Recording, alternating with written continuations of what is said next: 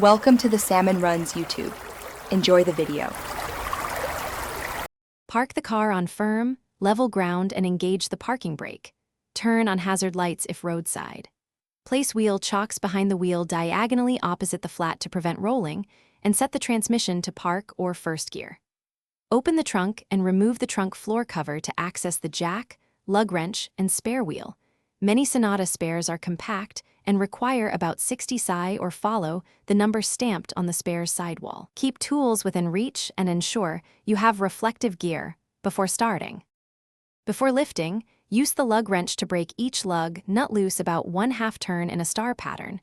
Do not remove them yet. Locate the Sonata's factory jack point near the pinch weld or the reinforced jacking pad shown in the owner's manual, and position the jack saddle centered under that spot.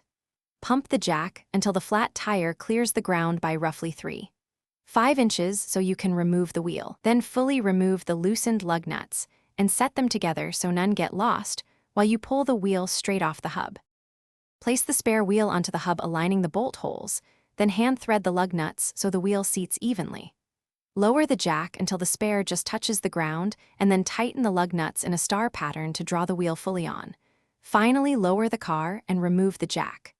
Once on solid ground, use a torque wrench to tighten to the recommended 88 to 98 lb-ft, 120 to 133 Nm, if available. Stow the flat tire and tools, and drive cautiously to a repair shop because compact spares are temporary. Thanks for watching. Consider subscribing if we helped you.